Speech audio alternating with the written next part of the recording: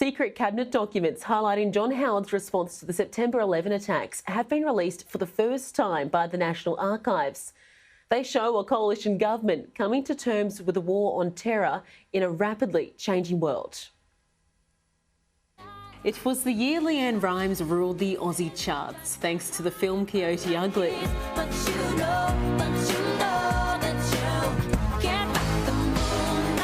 And listening to our favourite tunes got a whole lot easier. iPod, 1,000 songs in your pocket. Leighton Hewitt won the US Open in New York. He's won it. 2 days before that city and the world crumbled.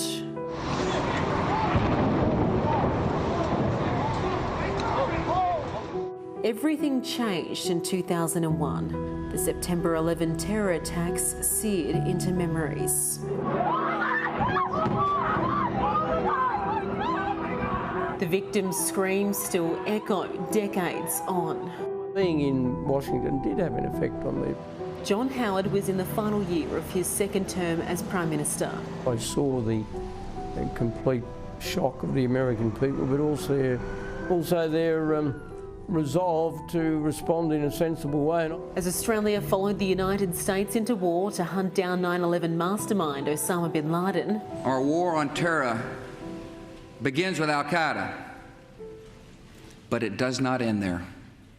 Cabinet documents reveal Howard cautiously balanced the fight against terror, worried he'd upset an already strained relationship with Indonesia, the world's largest Muslim country. When the US requested maritime support in the nearby Straits of Malacca, the PM wanted to wait until his visit to Indonesia. Of saying that if we were involved in the military operation, it should not be seen as a demonstration of any hostility. Cabinet also weighed up the possibility of a request to support peacekeeping efforts in Afghanistan. The papers show the government didn't want to commit to a medium or long-term mission. But it would become our longest conflict, ending only in 2021.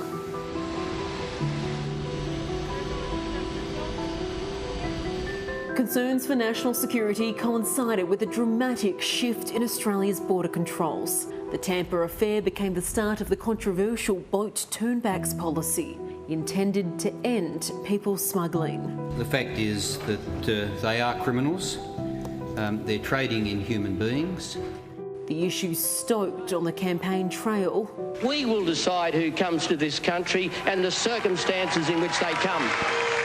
When the government repeatedly claimed children had been thrown overboard from an asylum-seeking boat.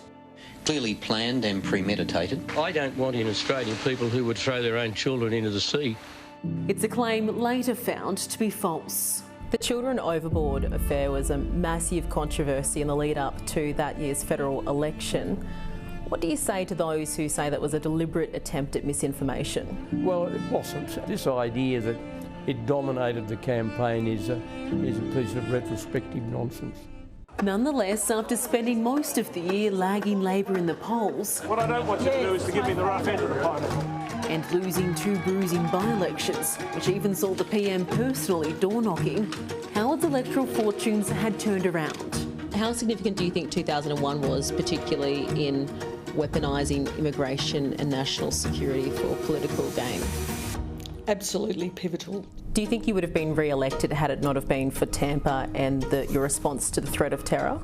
Oh, I think our response to the threat of terror and the way we handled Tampa helped the government politically because they were the right decisions, but I still believe that we would have won the election. The government's border battles extended to big names too.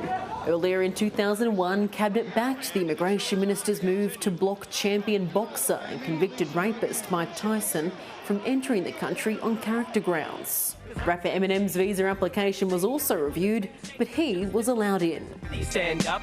Please stand up. The PM was willing to budge on one issue. In the wake of the introduction of the GST, petrol prices were hurting hip pockets and rural voters felt they'd been dudded. It's not very nice. The government sensed the mood and cut the fuel excise. I was plainly wrong. On climate change, ministers duelled over competing interests, but were ordered to work together as a matter of urgency on the Commonwealth's position for a possible national energy strategy.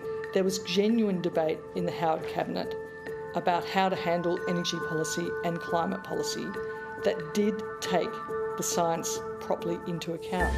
20 years on, it's a battle that still rages. My cabinet was a fairly free-flowing operation because I brought everything that mattered to the cabinet. I didn't preempt it. And if people had different views, they were free to express them. As another election looms, Scott Morrison is on track to become the first PM to go full term since the Howard years. Do you think he'll win the next election? Yes, I do. It won't be easy, and he understands that.